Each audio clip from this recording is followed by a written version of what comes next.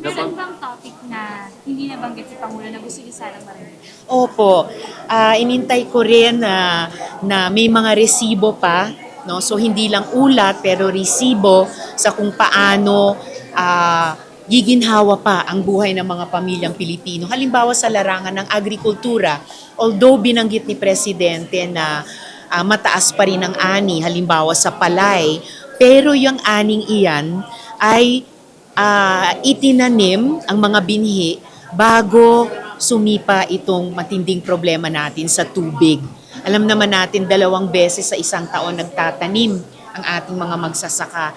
So ngayong walop na sila ng water crisis, hindi pa natin ma-predict ano yung magiging volume talaga ng ani dahil hindi natin kontrolado ang panahon.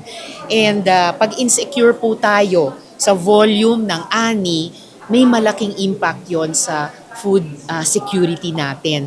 Sa larangan din ng industriya, I would have wanted to hear more from the President tungkol dun sa mga light and medium industries na kaya pa nating makapag-capture ng competitive advantage. And sa services sector, although binanggit nila ang mga overseas Filipino workers, alam natin umaasa tayo ng napakalaki sa kanilang remittances.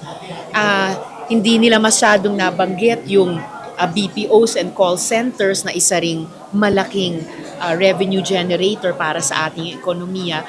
Pero may iba pang aspeto sa services sector na pwede pa sanang i-highlight, halimbawa sa tourism industry bilang isa sa mga sektor sa ating ekonomiya na pwede talaga tayong iahon sa pandemya of a few years ago at sa kasalukuyang Middle East war at saka oil crisis.